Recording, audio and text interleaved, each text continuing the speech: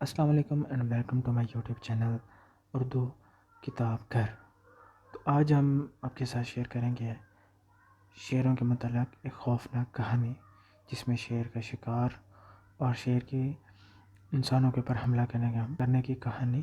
ایک آدم غور شیر، اس نے کیسے انسانوں کو ہلاک کیا اور کیسے ماہر شکاریوں نے اس کو موت کے گھاٹ اتارا۔ چلیں آئے شروع کرتے ہیں اپنی سٹوری کو۔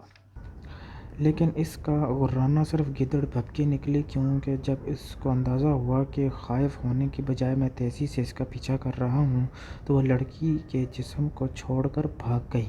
مجھے اس کا پیچھا کرتے 4 گھنٹے ہو چکے تھے۔ اس دوران جس راستے پر شیرنی جا رہی تھی، سوائے جنگلی لمبی گھاس کے ہلنے کے اس کے جسم کا کوئی حصہ دکھائی نہیں دیا۔ سامنے پہاڑ پر غروب ہوتے ہوئے آفتاب کی پرچھائیاں اس بات کا انتباہ کر رہی تھیں کہ اس کے اندھیرا ہونے سے پہلے گاؤں واپس لوٹنا محفوظ ہوگا۔ جس عورت کا پیر کٹا تھا وہ ہندو تھی اور متوفیہ کی آخری رسومات ادا کرنے کے لیے اس کے جسم کا کوئی حصہ بھی ضروری تھا۔ چنانچہ کھڈ کے قریب سے گزرتے ہوئے میں نے اس کے کنارے ایک گڑھا کھود کر اس کے پیر کو دبا دیا، تاکہ شیرنی سے محفوظ رہا جا سکے۔ جب ضرورت ہوگی تو نکال لیا جائے گا۔ مجھے آتا دیکھ کر چٹان پر بیٹھے میرے ساتھی کی جان میں جان آئی۔ میری دیر میں واپسی اور شیرنی کے دھاڑیں سن کر اس کو یقین ہو گیا تھا کہ میرا بھی کام تمام ہو گیا ہوگا، اور جیسا کہ بعد میں اس نے تسلیم کیا کہ اس کو زیادہ فکر اپنے گاؤں تنہا واپس جانے کی تھی۔ نالے میں نیچے اترنے کے دوران میرا خیال تھا کہ کسی خوفزدہ انسان کے آگے چلنے، جس کے پاس بھری ہوئی بندوق بھی ہو، انتہائی خطرناک ثابت ہو سکتا ہے۔ لیکن چلتے چلتے جب وہ ایک دم پھسل کر نیچے گرا اور اس کا 450 بور کا رائفل کی نال، جس کی سیفٹی کیچ بھی نہیں تھا، میری طرف ہوئی تو مجھے احساس ہوا کہ یہ صورتحال اور بھی زیادہ خطرناک ہے۔ چنانچہ اس دن سے میں نے یہ عہد کیا، سوائے ایبٹسن کہ کبھی کسی شخص کو آدم خور شیروں کے شکار میں ہمراہ نہیں لاؤں گا، کیونکہ اگر ساتھی تنہا ہو تو اس کی جان بچانا مشکل ہے، اور اگر مسلح ہو تو اپنی جان کے للے پڑتے ہیں۔ پہاڑ کی چوٹی پر جہاں میرے ساتھی نے اپنے بوٹ چھپائے تھے، پہنچ کر میں کچھ دیر آرام کرنے اور سگریٹ پینے کے لیے بیٹھ گیا اور اگلے دن کا منصوبہ باندھنے لگا۔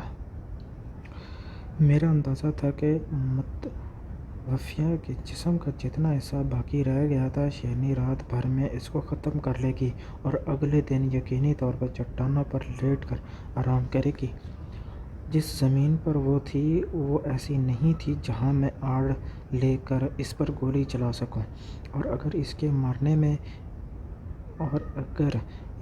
مارنے میں کامیاب نہ ہو سکا تو اس علاقے سے اس کا دور چلا جانا یقینی تھا، اور دوبارہ اس کا کھوج لگانا مشکل اور غیر یقینی تھا۔ صرف ایک ہی صورت تھی کہ زیادہ آدمی جمع کر کے ہانکا کروایا جاتا۔ میں پہاڑوں کی ایک گول نمائش گاہ کی جنوب میں بیٹھا تھا، جہاں حد نظر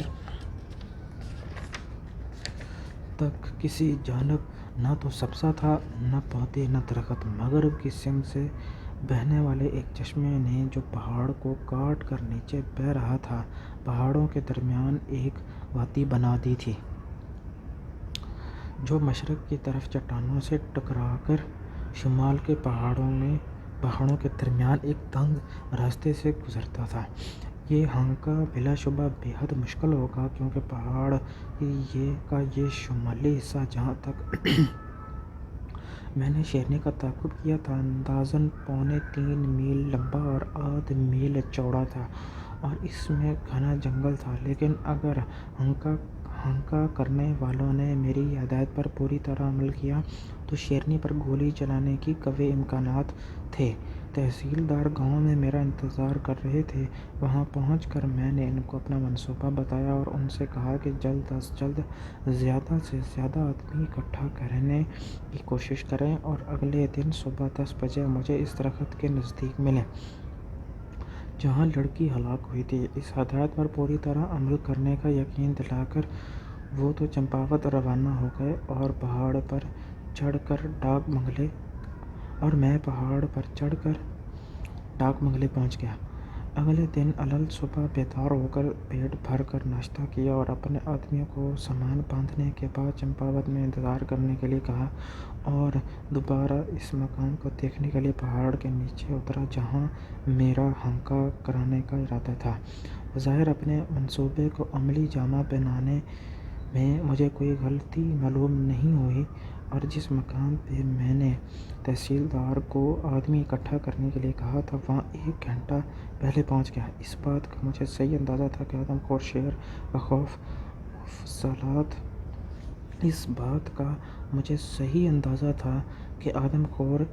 کا خوف مفصلات کے دور دراز کے علاقوں تک پھیلا ہوا تھا، اس لیے ہنکا کرنے والوں کو اکٹھا کرنا آسان نہیں ہوگا اور ان کو اپنے محفوظ گھروں سے باہر نکالنے میں قدرے سختی برتنی پڑے گی۔